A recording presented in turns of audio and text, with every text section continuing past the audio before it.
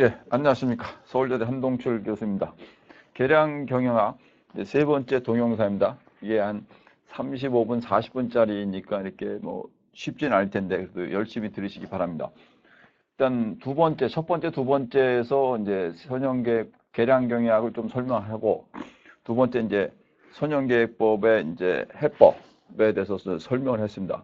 선형계획 해법을 너무 좀 빨리 나간 것 같아갖고 이걸 다시 리뷰를 좀 하고 그리고 오늘은 이제 정수계획법을 마무리를 하겠습니다. 한 40분짜리 동영상에서 정수계획법까지 하게 되겠습니다. 일단 기본적으로 제가 띄워놓은 게 지금 요겁니다. 요 문제 목적함수가 최대화 Z는 2x1 플러스 x2 그 다음에 제약 조건이 x1 플러스 x2는 20보다 작거나 같다. 4x1 플러스 x2는 24보다 작거나 같다. x1과 x2는 0보다 크거나 같다. 비음 조건. 이렇게 조건이 세 가지죠. 목적함수하고 제약 조건과 비음 조건. 이 세 가지를 푸는 방법이 그래프 방법, 심플렉스 방법, 컴퓨터 방법. 그리고 이 세 가지는 동일한 결론에 도달할 것이다. 그겁니다.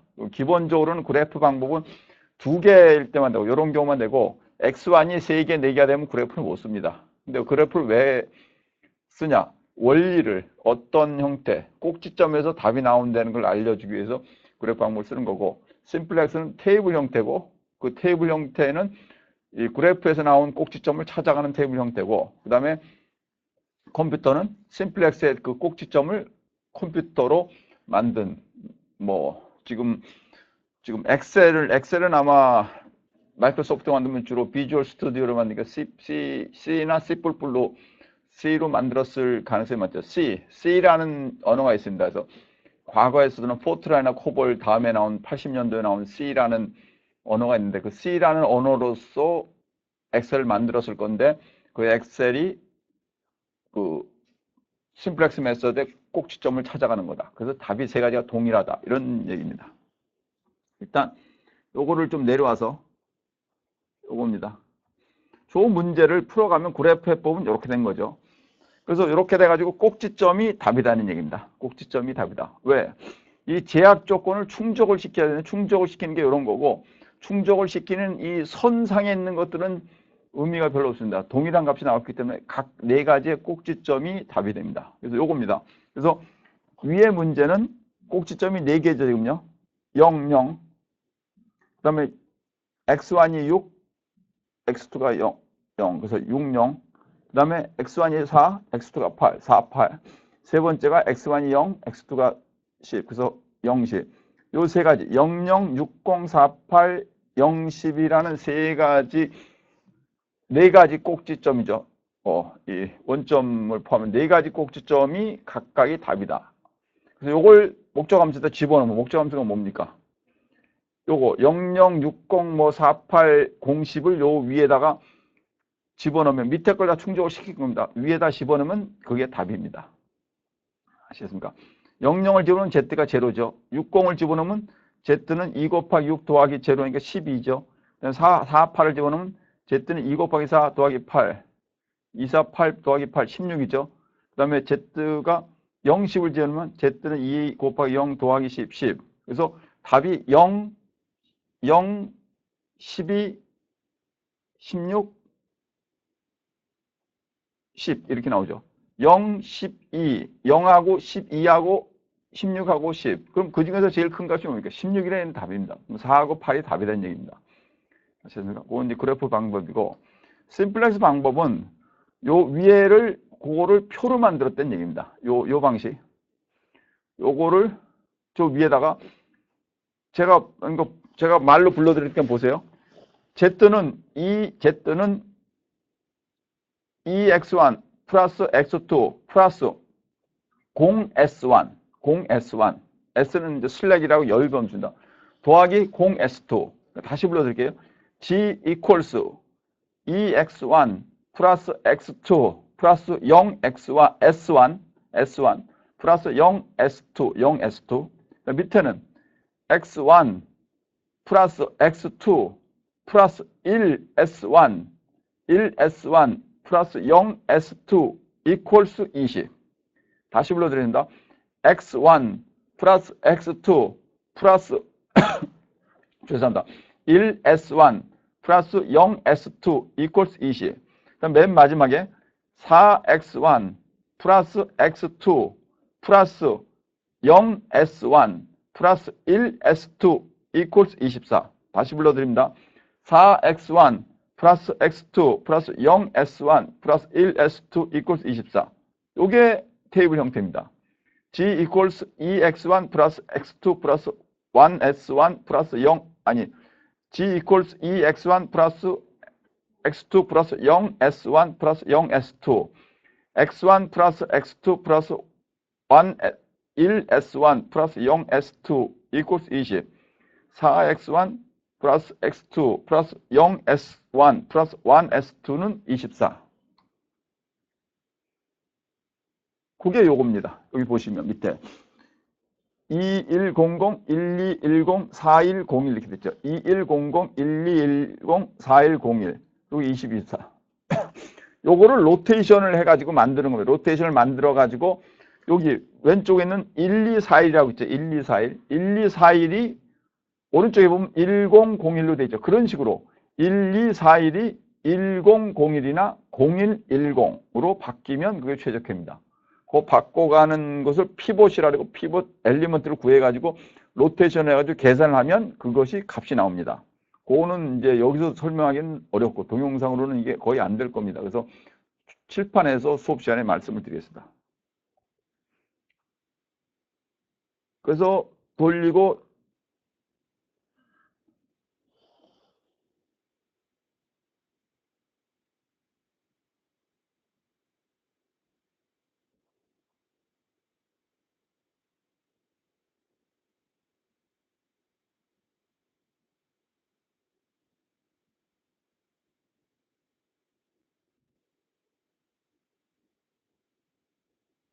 이게 지금 다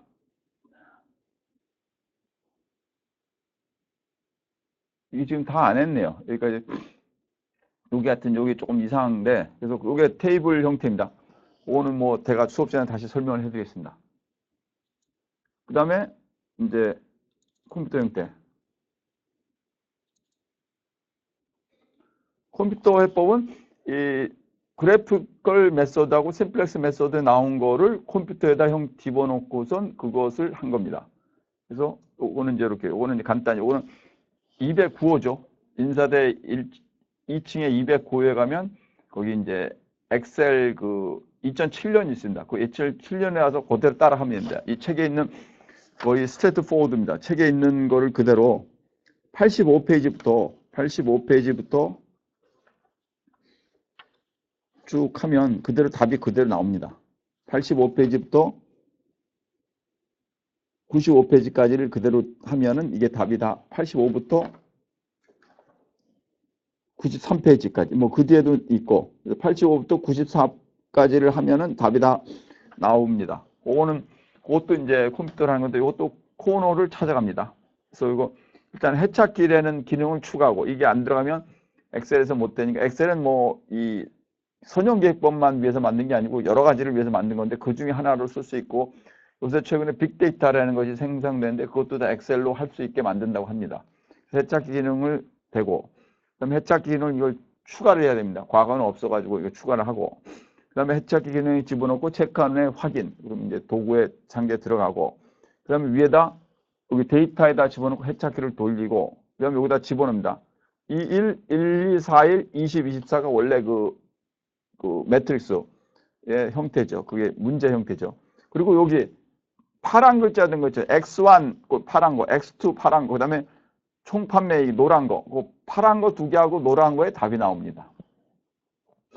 그래서 이렇게 이제 돌리고 바꾸고 돌리고 하면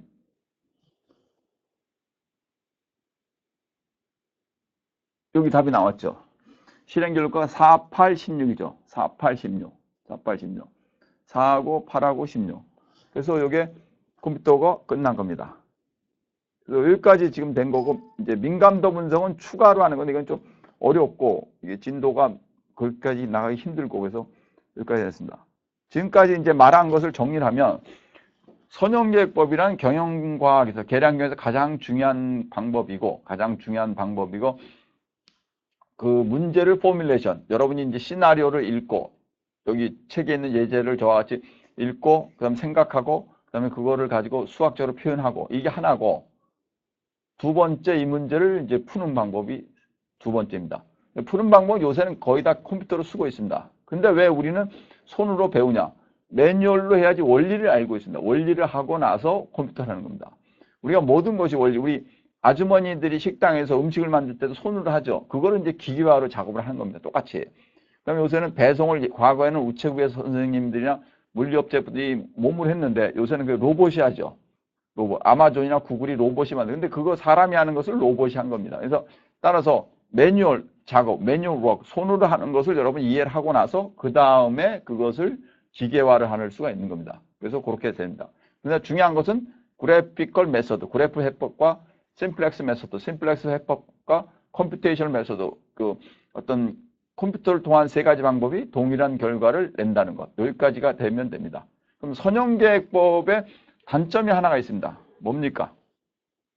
선형계획은 최적화를 하는데 G equals 4x1 플러스 x2 했을 때 x1과 x2가 이게 값이 소수점이 나올 수가 있습니다. x1이 12.3, x2가 4.7 이렇게 나올 수 있습니다. 12.3과 4.7이 나올 수 있는데 중요한 거는 만약에 이것이 우리가 사람이나 물건을 가지고 결정을 했을 땐 그렇게 될 수가 있냐? 사람이 12.3명이 있냐? 4.7명 없죠. 사람은 1명, 2명이죠. 물건도 12.3과 4.7이 안 나오죠. 그럴 경우에는 선형계획법의 답을 우리가 그대로 쓸 수 있는가? 쓸 수가 없습니다. 왜? 실제 인간이나 기계나 물건이라는 건 소수점이 없고 정수만 돼야 되죠. 따라서 선형계획법의 약점이 소수점까지 나오는데 이것을 정수로만 답이 나올 수 있게 만드는 방법을 개발했습니다. 제가 뭐 MIT에서 교수하던 분한테 들은 얘기인데 MIT에서 교수님이 한 분이 이걸 이제 만들었는데 브랜치 앤드 바운드라고 분지형인 테럼 갈라가지고 만드는데 그걸 가지고 뭐 노벨상을 받았다고 합니다. 이 방법 가지고 노벨상을 받았는지 아니면 다른 것과 해서 노벨상을 받았는지는 명확하지 않습니다. 왜냐하면 노벨상은 기본적으로 이제 경제학을 주는데 노벨이 그 살아있을 때는 이제 경제학이 대세였고 그 이후에 이제 그때 경영학이 생겼죠. 지금은 이제 경영학이 인기가 더 많지만 전 세계적으로 경영학이 인기가 많지만 그래서 노벨은 이제 경제학이라 그러고 경영학 교수 중에서 노벨상을 받은 사람은 거의 없습니다. 지금 돌아가신 프랭크 베스라는 분이 있는데 미국의 유명한 마케팅 교수였는데 이분이 노벨상의 후보로 올라간 적이 있습니다. 근데 노벨상 이제 경영학 교수를 주는 게 아니고 경제학 교수를 주기 때문에 뭐 그렇게 될 수는 있겠죠. 하여튼 근데 MIT 교수분이 내가 지금 경제학 교수인지 경영학 교수인지 명확하지 않은데 이분이 그런 방법을 개발한 게 아주 중요한 방법이었다. 이제 브랜치 앤드 바운드 방법 다시 말씀드려서 소수점 x1이 12.3, x2가 4.7, 12.3과 4.7이라는 것을 10이나 13, 4나 5로 바꾸는 방법을 브랜치 앤드 바운드라고 합니다. 이거는 아주 간단합니다. 일단 12.3이면은 10이나 13을 체크합니다. 12.3이다. 그러면 10이나 13을 가지고 제약 조건에 집어넣고 그래서 문제 풀고 그 다음에 4.7이면 4하고 5를 집어넣고 문제를 풉니다. 그러니까 10이나 13, 4하고 5 이렇게 네 가지를 집어넣고 네 가지를 한꺼번에 집어넣는 게 아니고 가변적으로 하면서 변해가면서 집어넣으면서 그 결과를 가지고 보면 그것이 답이 됩니다.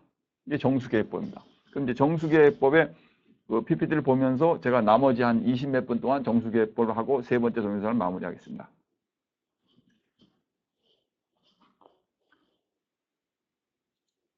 정수계획법입니다. 그래서 우리가 길을 잊어먹지 않기 위해서 여기서 보시면 11개를 가지고 10개의 동영상에서 제가 다 설명을 하고 그 다음 수업 시간에도 이걸 다 할 겁니다. 수업 시간에는 반복을 하는 것이 아니고 동영상에서 설명한 거는 스킵을 하고 이제 문제풀이나 중요한 것들을 또 설명을 하겠습니다. 동영상에서 설명하기 힘든 것들은 오프라인에서 설명하는 것이 이게 블렌디드 러닝의 장점입니다. 온라인과 오프라인. 예전에는 오프라인만 했으니까 반복을 안 되지. 학생이 뭐 동영상을 찍거나 녹음을 해야 되는데 잘 안 되는. 저는 뭐 제 수업은 얼마나 녹음을 해도 됩니다. 근데 잘 안 되기 때문에 어떻게 했습니까? 그냥 오프라인 수업에서 한 번 들으면 끝이었는데 결석을 하면 못 들었는데 이 블렌디드 러닝을 하게 되면 온라인 동영상을 찍어서 여러분이 반복해서 들을 수 있습니다. 미리 들을 수도 있죠. 나중에 들을 수도 있고. 그래서 여러분이 듣고 오프라인에서 질문하고. 이 정수계획법입니다. 정수계획법은 선형계획법의 특수한 형태다. 왜? 선형계획법은 기본적으로 값이 나오죠. 12.3 대 4.7. 근데 그 값이 나오는데 그 값이 실수라는 얘기입니다. 소수점이 나오는 거기 때문에 이제 컴퓨터 언어는 플로우트나 더블과 같은 그런 소수점 형태이기 때문에 이거를 정수형, 인티저 타입으로 바꿔야 된다. 인티저 타입으로 바꾸려면 뭔가를 써야 된다. 따라서 선형계획법의 특수한 형태가 정수계획법입니다. 해답이 정수로 표현된다. 왜? 우리 인간 세상에 정수로 표현되는 게 많아요. 정수로 표현돼야 되는 게. 그죠? 자동차니 사람입니다. 그래프부터 또 요건데 요건 이제 뭐 그래프로 이제 되면 되고 그래프는 첫 번째 보여준 그 선형계획법의 꼭지점과 똑같습니다. 이제 이게 네 가지 4단계까지인데 요거는 상당히 중요하기 때문에 요거 제가 요걸 강조를 하는데 요거 1, 2, 3, 4를 제가 보여드릴 테니까 요걸 조금씩 여러분이 혼자서 읽어보십시오. 수업이란 공부란 반복을 해야 된다. 반복. 프로그래밍 공부도 수천 번을 하고 저도 논문을 쓸 때 수백 번을 같이 동일한 걸 하는 것이니까 여러분도 지금 스텝 1을 한번 혼자서 소리내서 조그맣게 읽어보십시오. 제가 시간을 잠깐 드리겠습니다.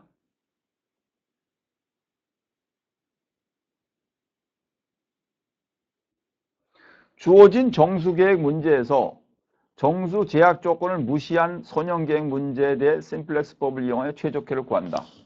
생각해 보시죠. 이게 무슨 말입니까? 그냥 정수계획법인 되지만 그냥 풀는 얘기입니다. 일단 선형계획법으로 풀어라. 선형계획법으로 무조건 풀어라. 그럼 답이 만약에 x1과 x2가 전부 정수로 나오면 그럼 그냥 스탑입니다. 거기서 stop doing it. 거기서 그냥 끝입니다. 그렇죠? 스텝 1은 왜? 정수계획법이라는 선형계획법의 특수한 형태라고 제가 했죠. 특수한 형태. 선형계획법으로 풀면 됩니다. 리니어 프로그램 가지고 LP로 문제를 풀어. 1번. 그 다음 2번. 제가 시간을 드릴 테니까 2번을 좀 읽어보십시오.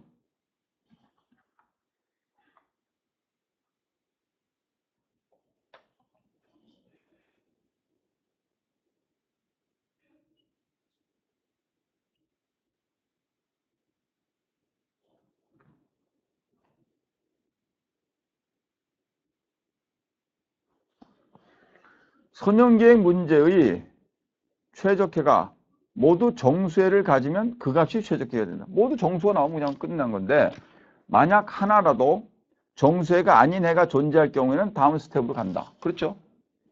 다음 스텝으로 간다. 세 번째, 요거 읽어보십시오.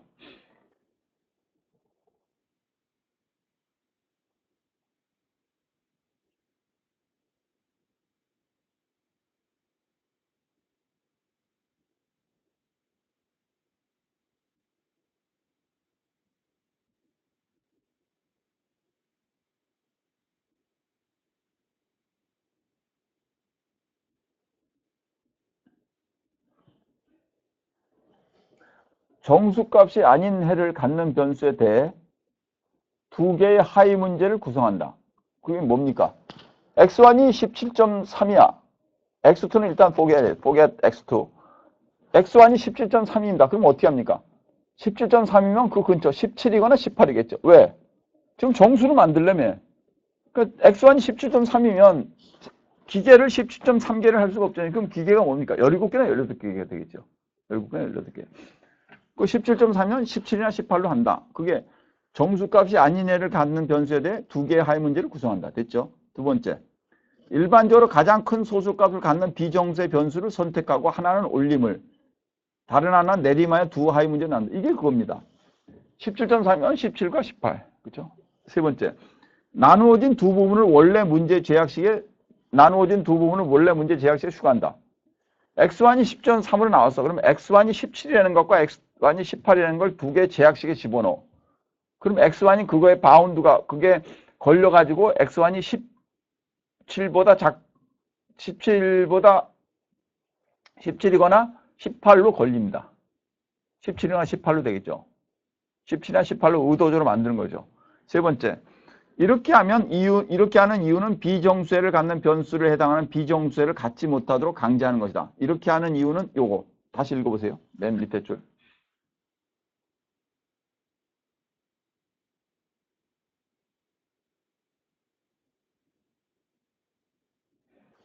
이렇게 하는 이유는 비정수해를 갖는 변수를 해당되는 비정수해를 갖지 못하도록 강제하는 것이다. 이게 무슨 말입니까? 공부라는 건 추론을 하고 생각을 많이 해야 됩니다. 한동철 교수가 부작을 어떻게 만들었을까? 이 세상에 부작이 존재한 적이 없습니다. 제가 2003년도에 부작이라고 만들고 서울여대에서 만들고 지금 대한민국의 수십 개 대학에 강의하고 저도 서울여대와 코리아 사이버 유니버시티에서 강의를 하고 근데 추론해서 생각해서 만든 겁니다. 여러분 똑같이 여기서 이렇게 하는 이유는 비정수해를 갖는 변수를 해당되는 비정수해를 갖지 못하도록 강조한다. 다시 말해서 x1이 17.3이면 x1이 17이라는 것과 x1이 18이라는 제약종을 집어넣으면 x1이 그 둘 중에 하나로 결정되죠. 17이나 18. 그러면 교수님 17과 18로 각각 했을 때 문제를 풀고 어떻게 하면 그렇게 해놓고 x1이 17일 때 목적함수 값과 x1 18일 때 목적함수 값을 구해서 이게 최대한 문제니까 둘 중에서 더 큰 값이 나오는 것을 고르면 됩니다. 요 제약 조건 3는 좀 중요하니까 다시 읽어보십시오. 이거 한 30초 들 테니까 요 5줄을 읽어보십시오.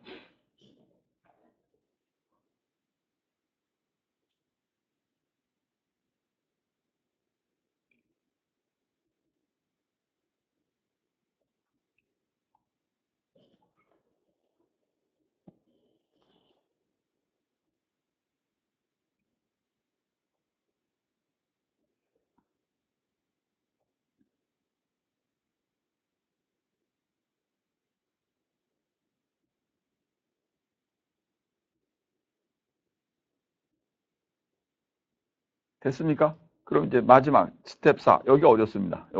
요거 전체를 읽어보세요. 그리고 이해가 되면 1, 2, 3, 4를 다시 반복하고 이제 넘어가면 문제를 다 풀 수 있습니다. 여러분은 스마트 하니까 다 풀 수가 있습니다.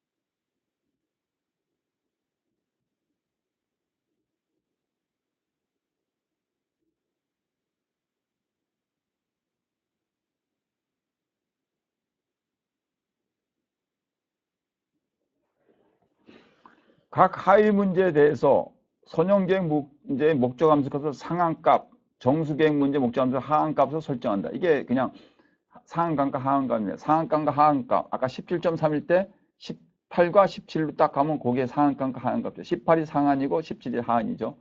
상한값과 하한값은 분지가 더 늘어남에 따라 변경될 수 있다. 또 변결될 수 있겠죠. x1이 17.3인데 x2가 뭐 12.7이기 때문에 또 거기서 변할 수도 있죠.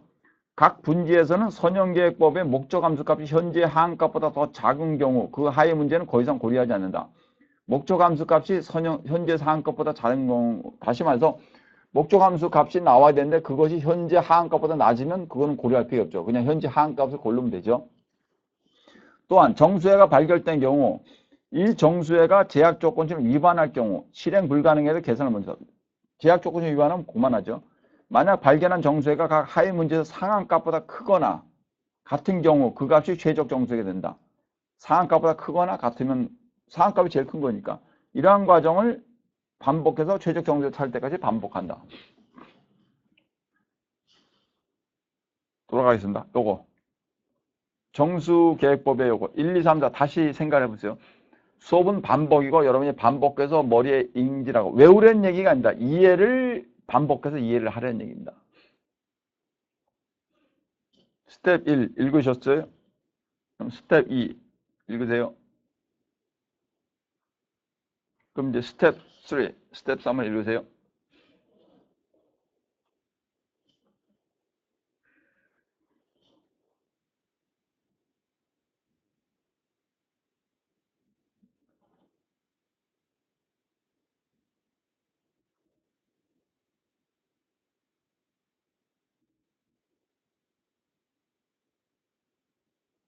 그다음 스텝 4 이거 다 읽으십시오.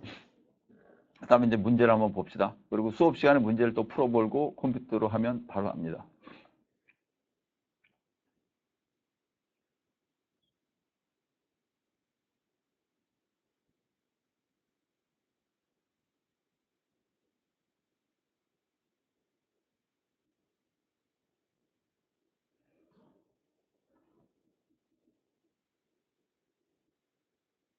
스텝 4는 좀 어려울 수 있습니다.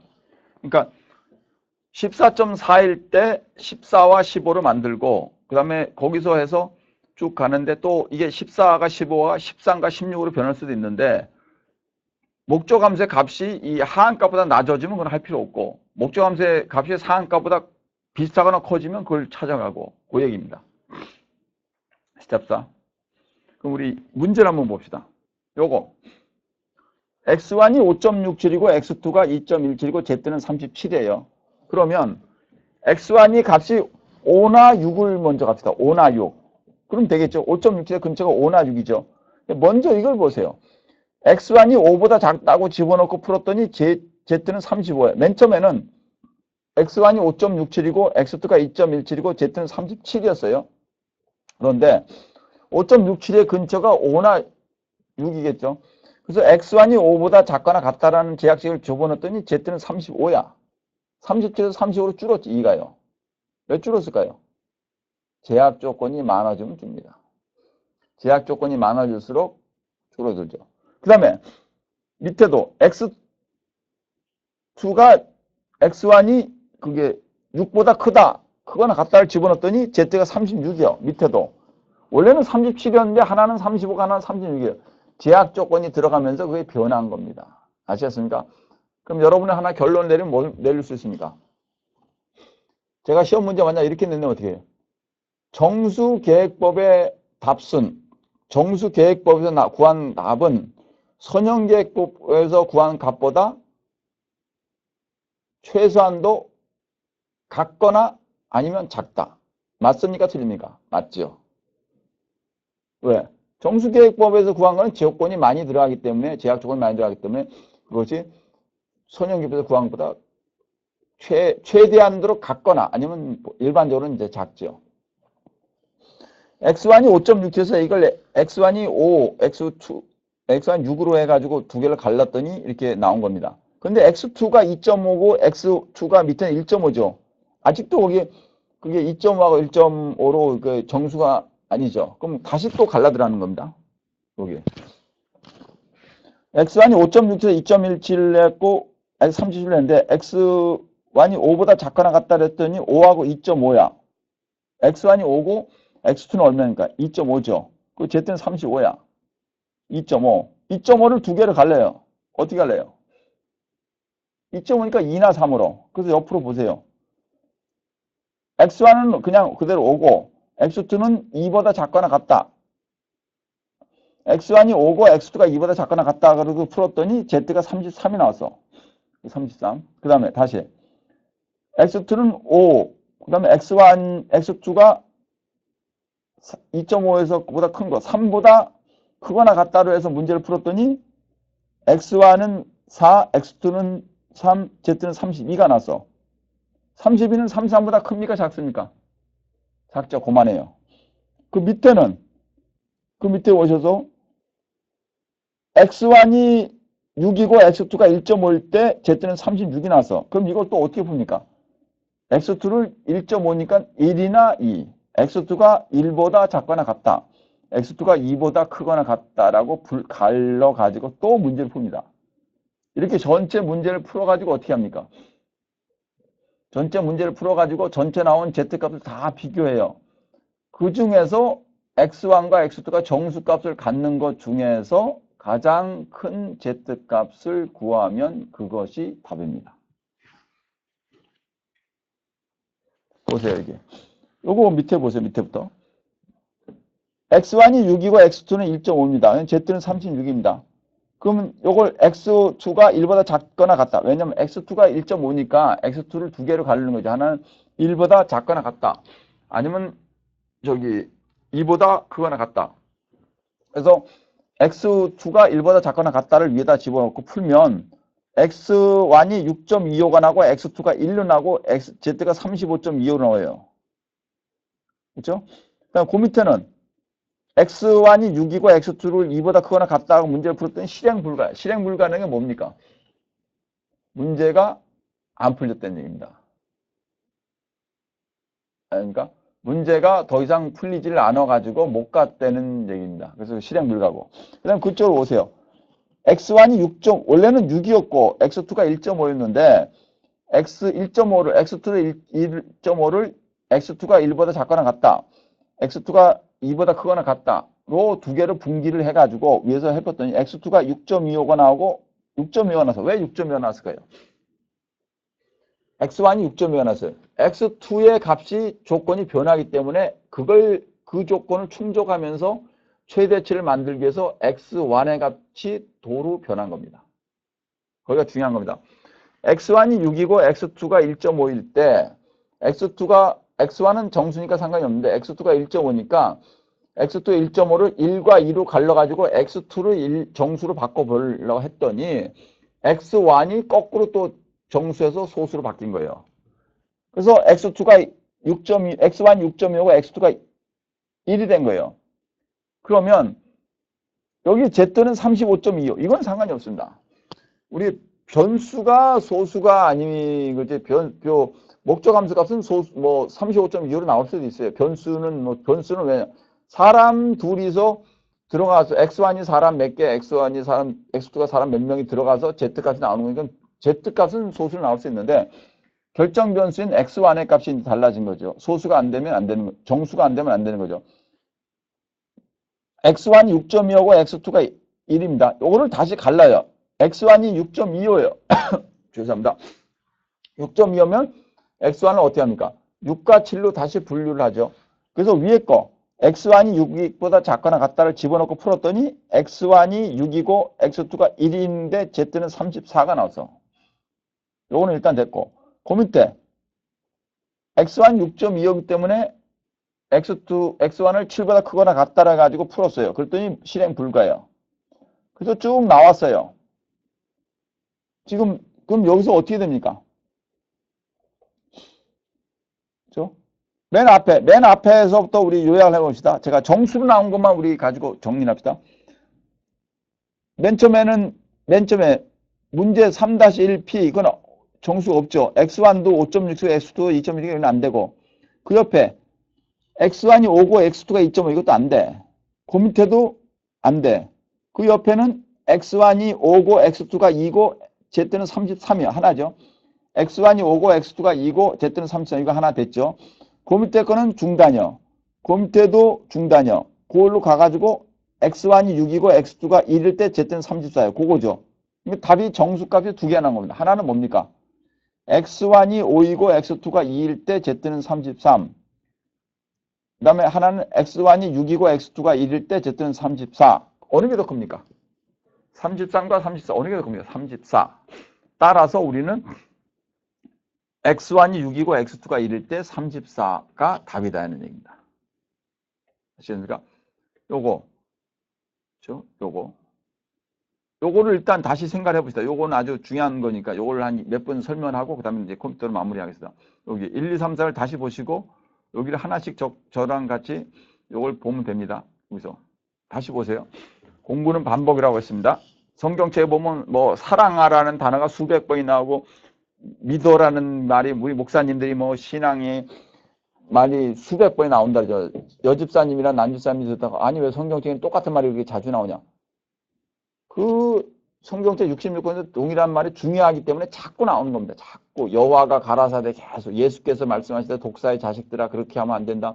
뭐 예수를 하나님을 제대로 믿어 이렇게 하는 게 그런 얘기입니다. 그렇죠? 한번 우리 스텝 1, 스텝 2 읽어보세요.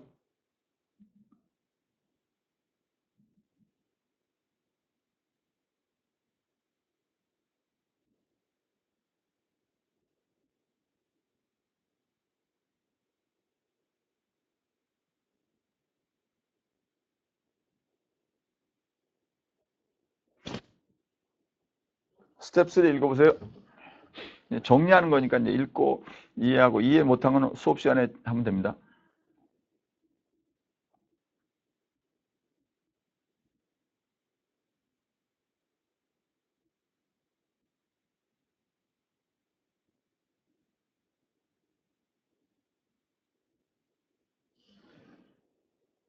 스텝 4 읽어보십시오.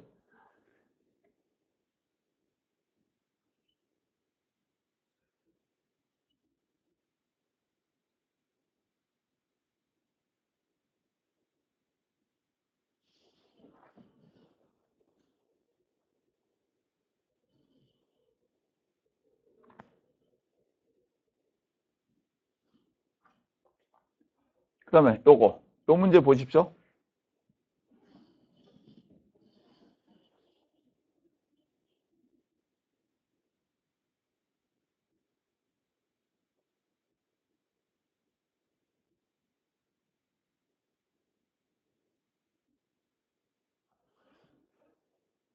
요 문제 보십시오.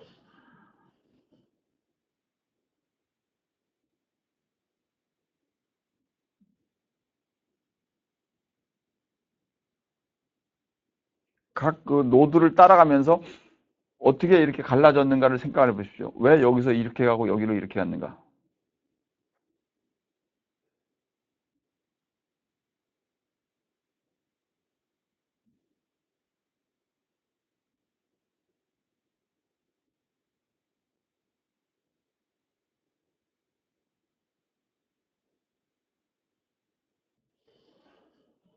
여기 마지막에 요거 쭉 전체 하나, 둘, 셋, 넷, 다섯, 여섯, 일곱, 여덟, 아홉. 하나, 둘, 셋, 넷, 다섯, 여섯, 일곱, 여덟, 아홉. 아홉 개를 다 하나씩 이 선을 따라가면서 쭉 보세요.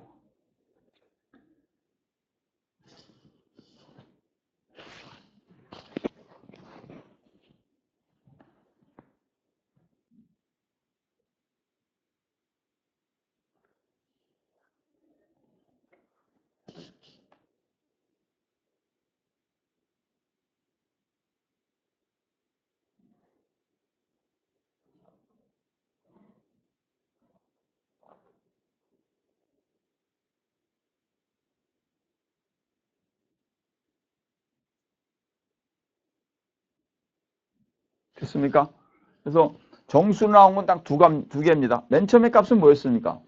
오리지널 솔루션은 x1 equals 5.67, x2 equals 2.17, z는 37, 이렇게죠. 37이었습니다. 근데 이제 x1과 x2를 다 정수를 바꿨으니까 하나가 나온 게 x1 equals 5, x2 equals 2, z equals 33, 33이죠. 37에서 33으로 떨어졌죠. 그러나 두 개는 정수입니다.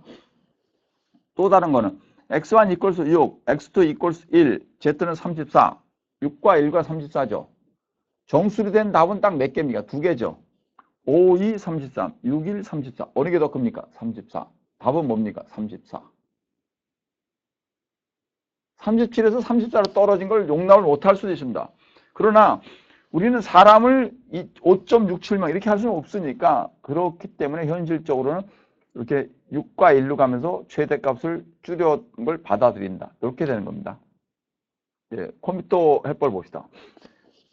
이제 우리가 선형계획법의 컴퓨터랑 거랑 똑같습니다. 뭐 방법은 해찾기를 해가지고 도구 상자를 찾아가고서 데이터를 집어넣고 해찾기를 누르고 그걸 이게 맥시마이제이션을 해가지고 쭉 하면 이렇게 나온 거고 요거를 다시 엑셀 이용해서 정수계획법을 합니다. 해찾기라는 거는 한 번, 저번 시간에 한 해찾기 있죠? 이건 한 번만 해놓으면 됩니다. 근데 이제 서울여대 그 컴퓨터는 이제 한 번 하고 나면 이제 로그오프를 하면 그게 또 지워지니까. 그러나 처음에 여러분이 이제 시작할 때 그냥 1시간 동안 하면 처음에 한번 해찾기를 하면 그 다음에 계속 쓰면 되는 겁니다. 그걸 지금 또 잠깐요.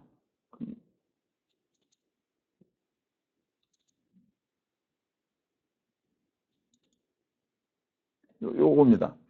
컴퓨터로 감을 구할 때 요거 해찾기를 그러니까 컴퓨터를 켜고 209에서 해찾기를 쭉 하고 나면 그때 쓸 때는 컴퓨터를 켜 있는 상태는 계속 되는데 컴퓨터 끄면 다시 해찾기를 해야 됩니다.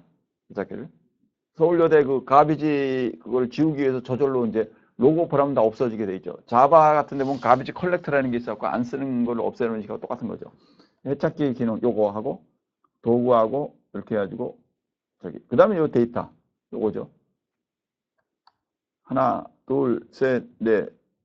요걸 이렇게 네 개를 이제 맨날 컴퓨터를 킬 때마다 해야 된다는 얘기입니다.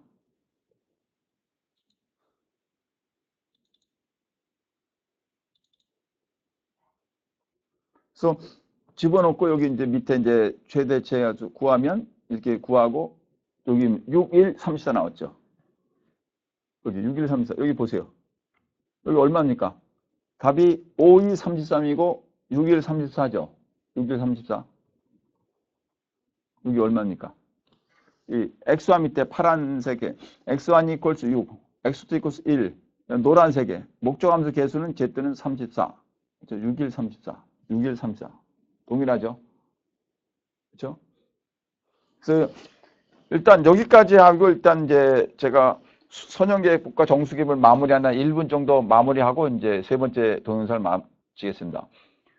선형계획과 정수계획법은 전부 수식으로 돼 가지고 수학적인 리니어 이퀘이션, 선형계획으로 만들어 가지고 선형계획이라는 게 여러분 고등학교 때 y는 2x 플러스 3, 절편이 3이고 기울기가 x가 하나 올라가면 y가 둘이 올라가는 y는 2x 플러스 3. 그래서 x가 1이면 y는 5, 뭐 이렇게 있죠. x가 2면 y는 7. 요 수식입니다. 여기 수의 2x, y는 2x 할 때, y equals 2x 할 때 2x가 수식이라는 얘기입니다. 그 선형계획을 만드는 그걸 가지고 그걸 가지고 우리가 이제 수리계획법을 만든 거, 선형계획법을 만들어 가지고 거기에서 요걸 집어넣은 걸 가지고 문제를 풀어온 겁니다. 그런데 선형계획법 해법이 이제 그래프하고 이제 심플렉스하고 컴퓨터가 있고, 그래서 컴퓨터를 많이 쓰는데 이제 심플렉스는 원리를 가르쳐 주는 것이고, 그냥 컴퓨터는 문제를 풀었어. 그냥 답이 나왔는데 x1이 뭐 5.37, x2가 2.37 이렇게 나와요. 근데 실제 이거는 뭐 기계다. 기계가 5.37개, 2.37개 없으니까 그러면 이거를 정수로 바꾸자. 그럼 2.37을 2나 3으로 바꿔. 그리고 이제 문제를 풀어요. 또 x2가 5.37도 5나 6으로 만들고 또 문제를 풀어. 그리고 계속 풀다 보면 큰 값이고 장값이 나오는데 전체 원래 목적함수 값보다는 적지만 정수로 변해가지고 값이 나온 겁니다. 아까도 보면 뭐 x1이 5점 매치고 x2가 1.2인가 얼마일 때 z가 37이었는데 나중에 해보니까 x1이 5고 x2가 2면 34, x1이 6이고 x2가 1이면 34. 그래서 34가 더 크다. 이렇게 해서 정수 계획이 된 겁니다. 그렇게 된 겁니다. 정수 계획에서 끝난 거고. 이제 다음에 남은 거는 이제 저기 수송법과 할당법입니다. 그래서 네 번째 동영상에서는 수송 프로그램, 다섯 번째는 할당 프로그램까지 하면 이 선형계획법과 관련된 것은 일단 거의 끝나는 겁니다. 뭐 이거 말고도 이제 저기 어떤 다른 방법들이 조금 있는데 고올 프로그램 목표하는 것도 있고 조금 있는데 근데 그거는 좀 다른 차원들이고 그래서 어떤 우리 대학생정에서는 요 정도만 하면 됩니다. 그래서 제가 그거는 다음 동영상에서 하겠습니다. 예, 수고하셨습니다.